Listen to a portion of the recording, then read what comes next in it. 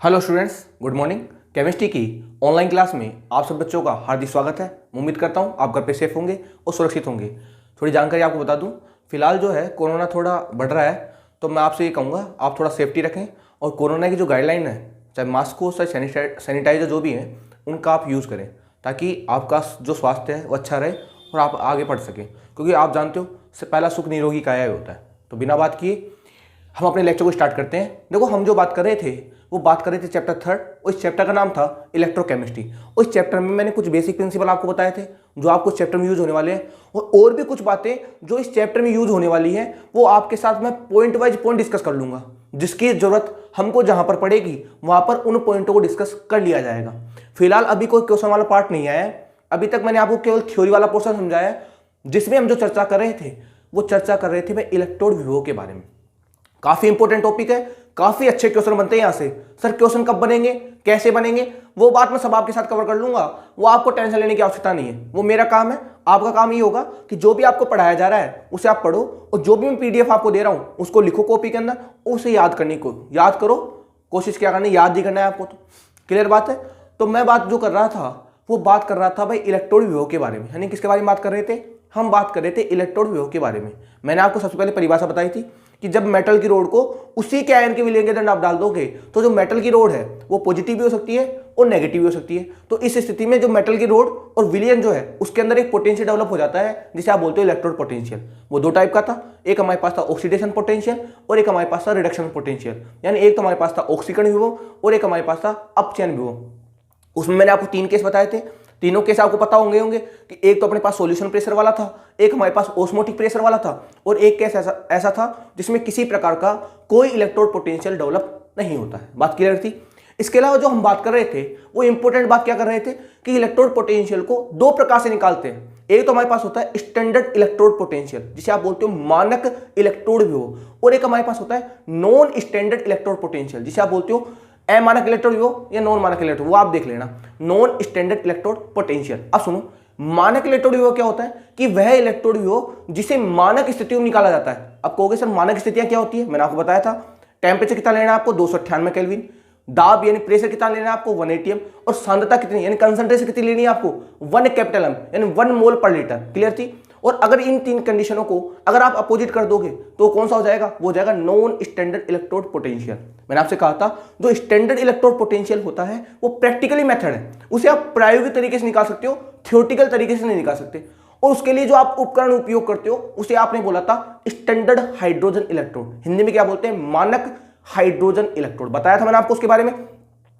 और जो हमारे पास नॉन स्टैंडर्ड इलेक्ट्रोड पोटेंशियल है उसे निकालने के लिए आपको एक समीकरण की आवश्यकता होगी, क्योंकि वो जो मेथड है वो मेथड सैद्धांतिक है और सैद्धांतिक तरीकों में आपको मैथमेटिक्स को यूज करना होता है। तो उसके लिए जो आप इक्वेशन यूज लोगे, उसके लिए जो आप समीकरण उपयोग करोगे उसे बोला था आपने नेल्सन समीकरण।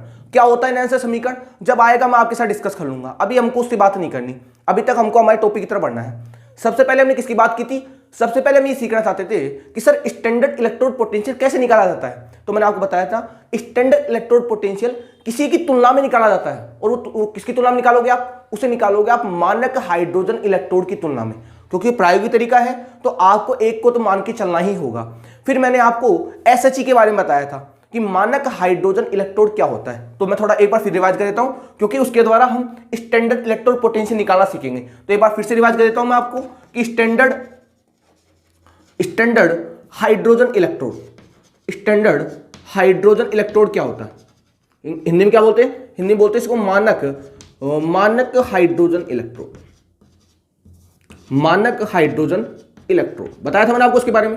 सबसे पहली बात तो ये जो इलेक्ट्रोड है वो हाइड्रोजन का है, और आप जानते हो हाइड्रोजन गैस होती है, इसलिए पहला पॉइंट मैंने आपको क्या बताया था, ये जो इलेक्ट्रोड होगा वो होगा गैसियस इलेक्ट्रोड। क्या होगा जी, ये हमारे पास होगा गैसियस इलेक्ट्रोड। यानी कौन सा इलेक्ट्रोड है जिसके अंदर गैस से आप इलेक्ट्रोड बनाओगे। दूसरी बात क्या है, इसके अंदर इलेक्ट्रोड किसका बनता है, हाइड्रोजन गैस का। यानी हाइड्रोजन गैस का क्या होता है, इसके अंदर इलेक्ट्रोड होता है।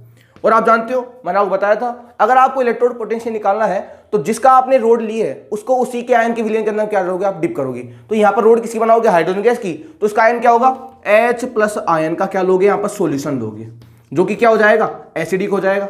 बताया था मैंने आपको, क्योंकि अगर H+ आयन है तो आप जानते हो जो प्रोटोन देते हैं उन्हें हम बोलते हैं एसिड, तो विलयन कैसा हो जाएगा हमारे पास, एसिडिक। इसके अलावा इसको क्या बोला है आपने, स्टैंडर्ड। अगर इसको आपने स्टैंडर्ड बोला है तो आपको स्टैंडर्ड कंडीशन मेंशन करनी होगी, मतलब मानक स्थितियां क्या होंगी यहाँ पर। टेम्परेचर कितना होगा 298 केल्विन, प्रेशर कितना होगा 1 atm होगा, कंसंट्रेशन कितनी होगी जी 1 कैपिटल एम यानी 1 मोल पर लीटर। प्रेशर किसका होगा गैस का तो होगा, तो गैस हमारे पास कौन सी हाइड्रोजन गैस, तो यहाँ पर लेंगे 1 atm। सांद्रता किसी होगी विलियन की, तो विलियन की सांद्रता कितनी होगी यहाँ पर 1 कैपिटल एम। क्लियर बात थी आपके पास, ये समझाया था मैंने आपको, बताई थी बात मैंने आपको। फिर मैंने आपको इसको बताया था डायग्राम कि जो SHE है वो किस प्रकार बनाया जाता है, उसका डायग्राम क्या होगा वो भी मैंने आपको दिखाया था। बता देता हूं आपको फिर से कि किस प्रकार SHE को बनाया जाता है, तो रिवाइज कर देता हूं ताकि आपको बातें और अच्छी समझ में आ जाए, क्योंकि हमको इसके आगे का काम करना है। मैंने बताया था आपको कि अगर आपको गैस का इलेक्ट्रोड बनाना है तो सबसे पहले आपको एक चैम्बर बनाना होगा। क्या बनाना होगा आपको, एक चैम्बर बनाया था मैंने आपको। ये चैम्बर था अपने पास, किसका चैम्बर था, ये गैस का चैम्बर था। बना लिया चैम्बर हमने, ये चैम्बर हमने बना लिया। इस चैम्बर में यहां से क्या डाल दोगे आप, यहां से डाल दोगे हाइड्रोजन गैस, जिसका प्रेशर कितना रखोगे आप 1 atm। क्योंकि अगर आपने प्रेशर 1 atm नहीं रखा तो फिर उसे आप स्टैंडर्ड हाइड्रोजन इलेक्ट्रॉन नहीं कहोगे, क्योंकि अगर आपने स्टैंडर्ड वर्ड यूज किया है ना, अगर आपने मानक शब्द को उपयोग किया है तो आपको कंडीशन ये लगानी ही होगी। यहां पर कौन सा विलियन होगे, यहां पर किसका विलियन लिया था, यहां पर लिया था आपने H+ आयन का विलियन। किसका विलियन आपने, H+ आयन का विलियन। और अगर आप इसे मानक हाइड्रोजन इलेक्ट्रोड बनाना चाहते हो तो इसकी सांद्रता कितनी लेनी होगी आपको 1 कैपिटल एम। कितनी लेनी पड़ेगी 1 कैपिटल एम, क्योंकि मानक स्थिति की कंडीशन है।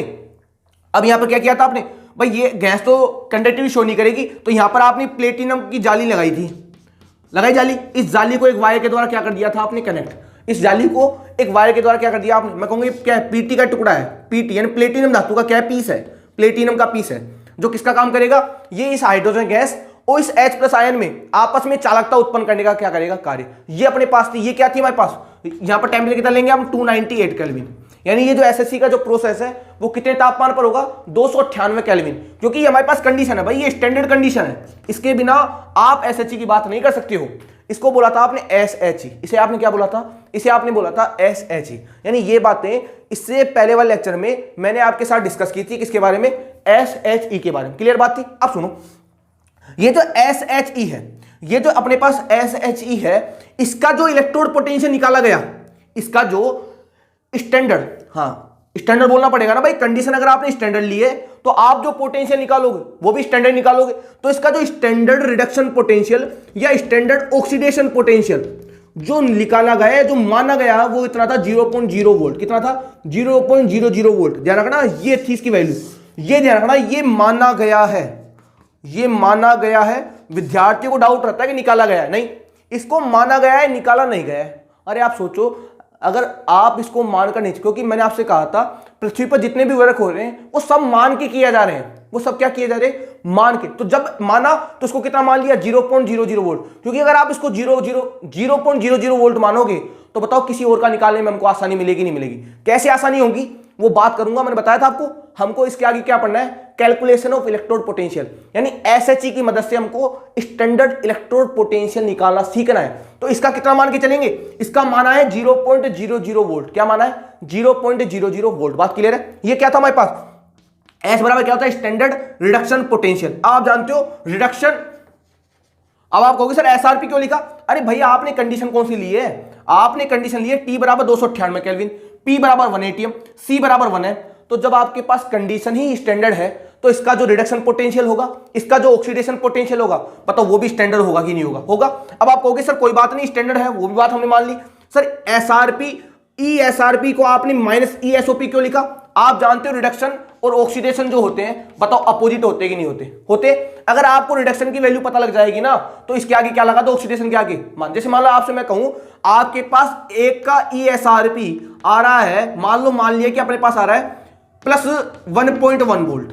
एक आपके पास सेल है जिसका ESRP, का मतलब होता है electrode potential, standard reduction potential, यानी एक सेल है जिसका SRP की वैल्यू कितनी है आपके पास +1.1 वोल्ट। तो पूछ लिया बताओ इसकी SOP की वैल्यू कितनी होगी, तो कुछ नहीं करना है आपको, जो वैल्यू है उसका साइन चेंज कर दो। अगर प्लस का साइन क्या कर दोगे -1.1 वोल्ट, कितने कर दोगे कि इसका SOP कितना होगा -1.1 वोल्ट। यानी जो वैल्यू होती है रिडक्शन की, उसकी अपोजिट वैल्यू क्या होती है ऑक्सीडेशन की। जो वैल्यू ऑक्सीडेशन की होगी उसकी अपोजिट वैल्यू क्या होगी, रिडक्शन की। ये रिडक्शन और ऑक्सीडेशन आपस में क्या होते हैं, अपोजिट होते हैं। साइन का चेंज होता है, वैल्यू सेम होती है, ध्यान रखना। साइन चेंज होगा, वैल्यू क्या होगी, सेम। अगर आपको इसकी वैल्यू दी जाए तो आप इसकी निकाल सकते हो, अगर आप इसकी वैल्यू दी जाए तो आपको इसकी वैल्यू निकाल सकते हो। चेंज क्या करना होगा, चेंज करना होगा हमको ओनली फॉर ओनली साइन। अगर पॉजिटिव साइन दिया गया है तो नेगेटिव कर देना, अगर नेगेटिव साइन दिया गया है तो पॉजिटिव कर देना। काफी बातें हम काम करेंगे जब हम इसके क्वेश्चन सोल्व करेंगे, वहां बातें आज समझ में आएंगी आपको कि इन दोनों का मतलब क्या होता है। और बाकी मैंने आपसे कहा है मैं आपको एक टॉपिक पढ़ाऊंगा, इलेक्ट्रोमोटिव फोर्स।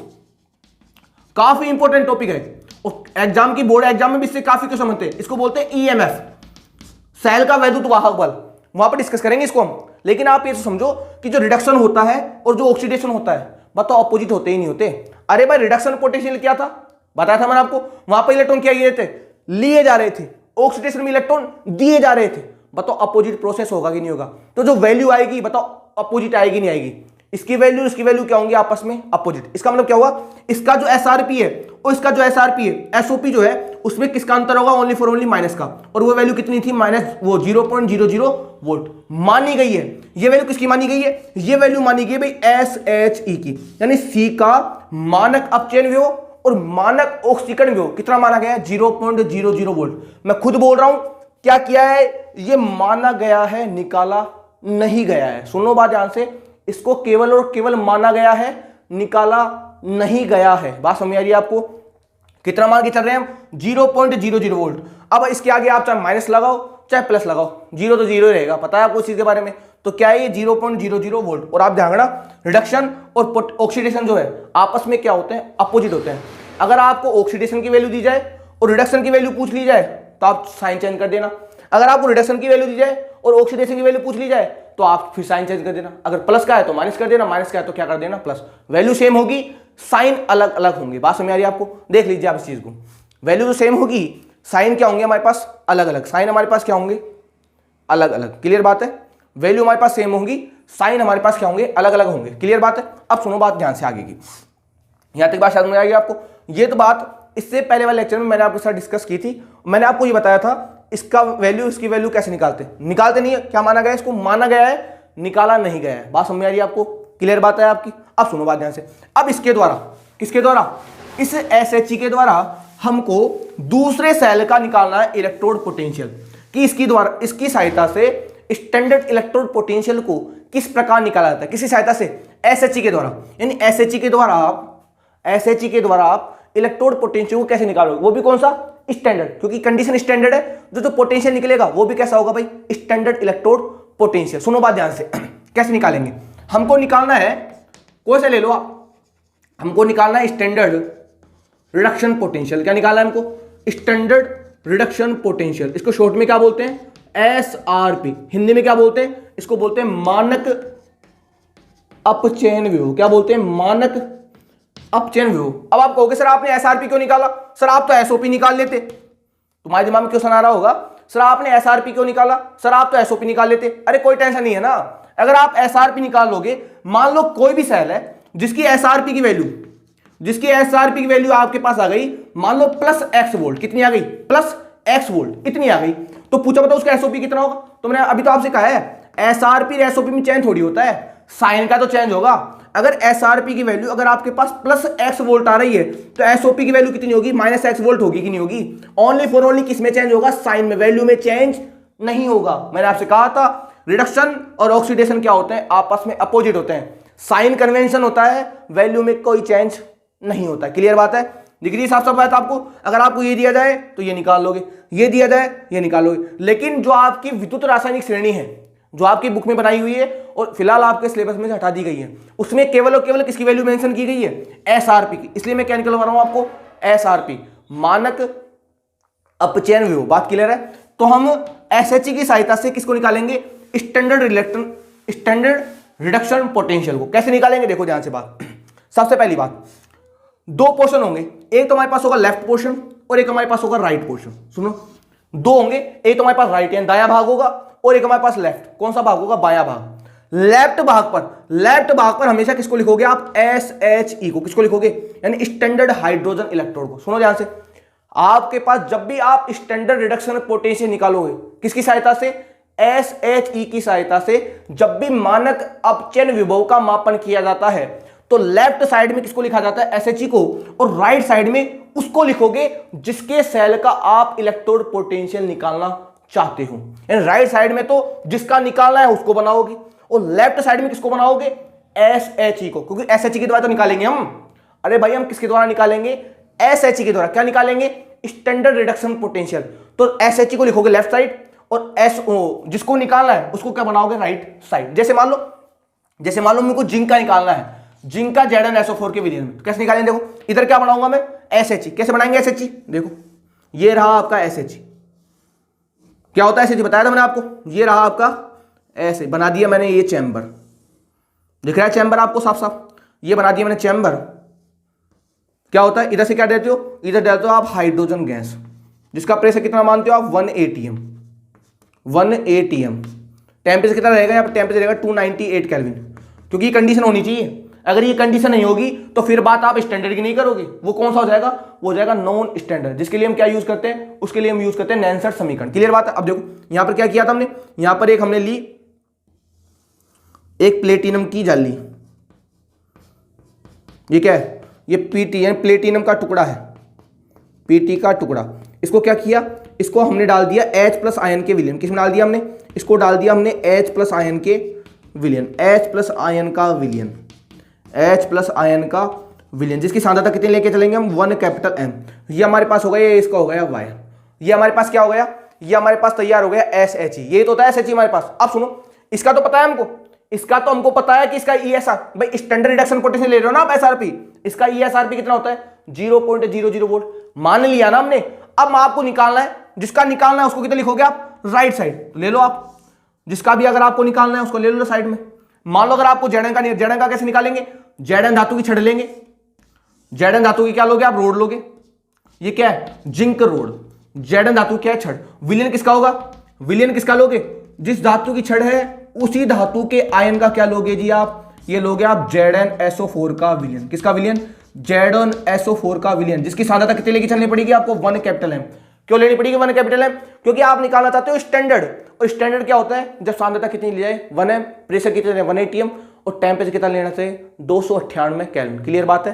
तो ये तो आपको पता है, इसका आपको निकालना है। सुनो आप इस बात ध्यान से, अगर आपको स्टैंडर्ड रिडक्शन पोटेंशियल निकालना है किसके द्वारा, SHE के द्वारा, तो SHE को लिखोगे आप राइट साइड, वो लेफ्ट साइड, जिसका निकालना है उसको लिखोगे आप राइट साइड। क्लियर बात है, क्लियर बात है, बता दिया मैंने इसको।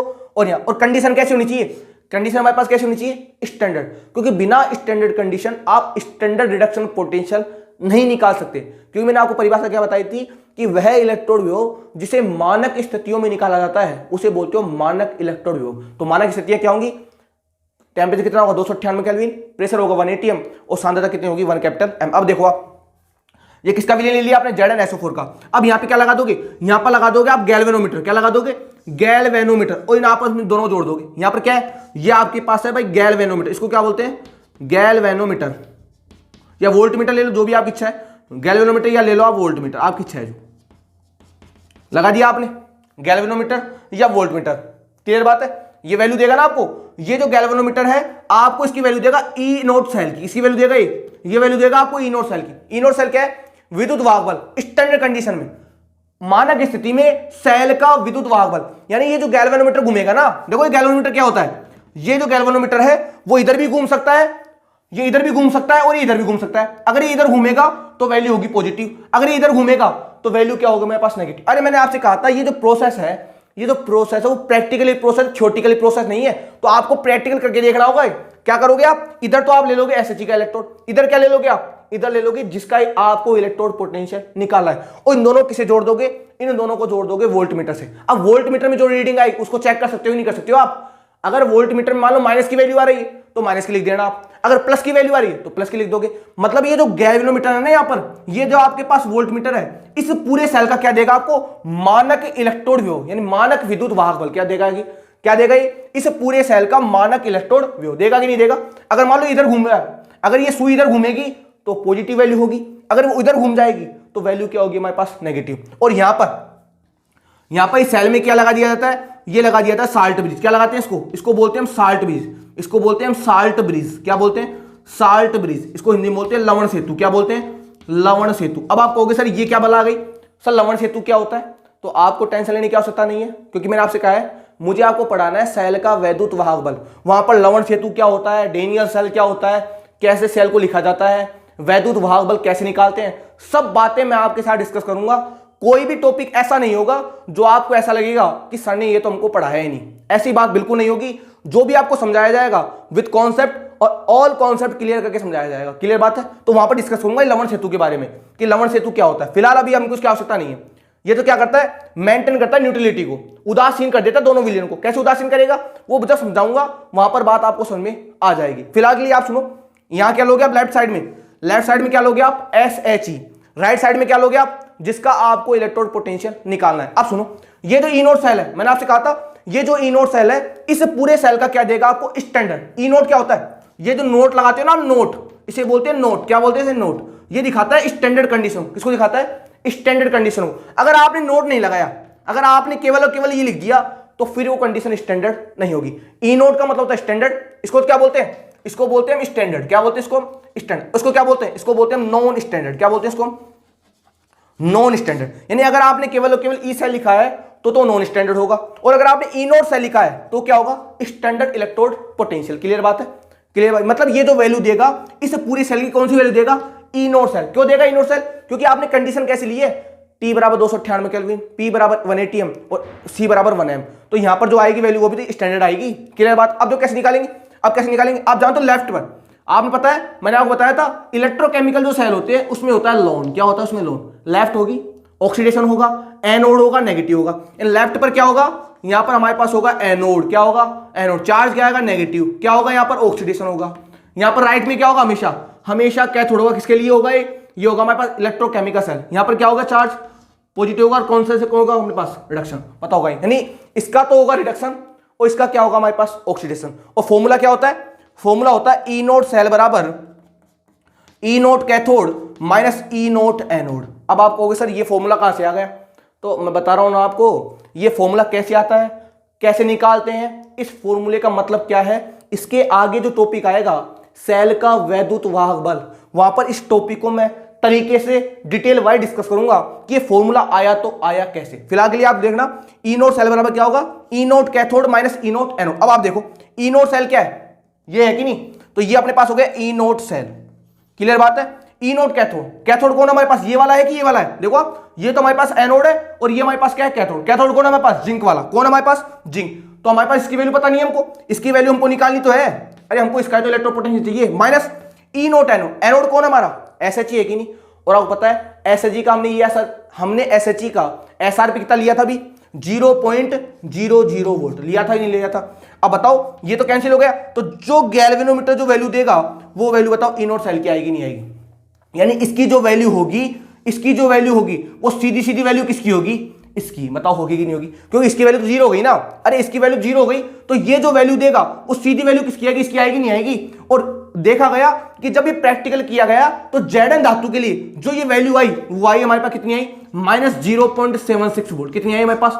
-0.76 वोल्ट। देखो ध्यान से, ये वैल्यू कितनी निकल के आई? ये वैल्यू निकल के आई हमारे पास -0.76। वापिस बात समझो ध्यान से, आप थोड़ा धीरे बोलता हूं, तरीके से बोलता हूं ताकि आपको बात समझ में आए। और फिर भी नहीं आता है तो आप मुझसे पूछ सकते हैं हमें, क्योंकि ये जो टॉपिक है थोड़ा अपर लेवल का है, समझने में थोड़ी सी कठिनाई होती है। अगर आप समझना चाहोगे तो समझना बिल्कुल आसान हो जाएगा और क्वेश्चन भी आप तरीके से कर पाओगे। सुनो बात ध्यान से, हमने SHE के बारे में सीख लिया कि SHE क्या होता है, क्या क्या उसकी बातें थी, क्या क्या उसके टॉपिक थे, वो बता दिया मैंने आपको। मैंने आपसे कहा था उसका स्टैंडर्ड रिडक्शन पोटेंशियल और उसका स्टैंडर्ड ऑक्सीडेशन पोटेंशियल कितना माना गया है? 0.00 वोल्ट। क्लियर बात थी? अब सुनो बात, हमने क्या किया, हम इसकी मदद से किसी दूसरे सेल का इलेक्ट्रोड पोटेंशियल निकालना चाहते हैं, वो भी कौन सा? Standard reduction potential. SOP भी निकाल सकते हो आप, क्योंकि अगर आपको इसकी वैल्यू पता लग जाएगी तो इसका अपोजिट क्या हो जाएगा हमारे पास? SOP। बात क्लियर? अब सुनो, हमेशा SHE को कैसे लिखोगे आप? Left side. SHE को कैसे लिखोगे आप? Left side. और जिसका निकालना है उसको कैसे लिखोगे आप? Right side. आप जानते हो लोन होता है, लेफ्ट पर हमेशा ऑक्सीडेशन होगा, हमेशा एनोड होगा, हमेशा क्या होगा? नेगेटिव। बना दिया मैंने आपको। अब आप क्या करोगे? इसके बीच में लगा दोगे वोल्ट मीटर। क्या लगा दोगे? Volt meter. वोल्ट मीटर क्या देगा? इन दोनों सेलों का हमको मानक इलेक्ट्रोड विभव देगा, मानक वैद्युत वाहक बल देगा।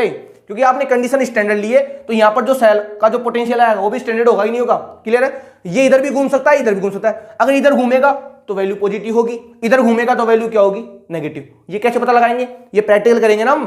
प्रैक्टिकल जब आप करोगे तो वहां पता लग जाएगा आपको। अगर ये पॉजिटिव तरफ घूम रहा है तो पॉजिटिव होगी, नेगेटिव की तरफ घूम रहा है तो वैल्यू नेगेटिव होगी। सुई होती है, दिख जाती है आपको, इधर घूमेगी तो पॉजिटिव वाली होगी, इधर घूमेगी तो नेगेटिव वाली होगी। अब सुनो बात, यहां क्लियर बात है? यानी ये जो वैल्यू होगी इन दोनों सोलों को क्या होगा? कंप्लीट वैद्युत वाहक बल। अब सुनो फॉर्मूला क्या होता है? E naught cell equal to E naught cathode minus E naught anode. Sir ये फॉर्मूला कहां से है? तो मैंने आपसे कहा है इसके आगे जो टॉपिक आने वाला है सेल का वैद्युत वाहक बल, वापस इस टॉपिक को मैं डिस्कस करूंगा कि ये फॉर्मूला आया तो आया कैसे, और इसके क्वेश्चन भी काफी सारे मुझको सोल्व करवाने हैं आपको। ठीक है बात? तो ये अभी तो आप ये देखो ई naught cathode minus E naught anode. अब सुनो कैथोड पर कौन है? ये है कि नहीं? एनोड पर कौन है? ये। इसका कितना है? इसका तो पता है ना, इसका तो हमको पता है कितना होता है? 0.00 वोल्ट। ये वैल्यू कौन देगा? अरे ये वैल्यू गैल्वेनोमीटर देगा ही नहीं देगा, तो यहां से वैल्यू आ जाएगी, यहां से वैल्यू आएगी नहीं आएगी? और इस सेल के लिए वैल्यू कितनी आई? -0.76 वोल्ट आ गई ये वैल्यू। यहां पर बताओ ये वैल्यू सीधी इसके बराबर होगी नहीं, क्योंकि ये तो जीरो गया तो कट गया ना पूरा पूरा। तो ये जो वैल्यू देगा वो सीधी सीधी वैल्यू बताओ इसकी आएगी नहीं आएगी? यानी जो ई नोट सेल की जो वैल्यू, यानी ये जो वोल्ट मीटर आपको जो बताएगा वो सीधी सीधी वैल्यू किसकी होगी? इसकी होगी, क्योंकि इसकी वैल्यू जीरो है। तो ये जो वैल्यू देगा वो सीधी सीधी वैल्यू किसकी होगी? इसकी। और आपको पता है जेडन के लिए, जेडन धातु के लिए जो ESRP होता है वो कितना होता है? -0.76 वोल्ट। ये आपकी किताब में लिखा हुआ है और ये ऐसे निकाला जाता है। क्लियर है बात? आज के लिए इतना ही।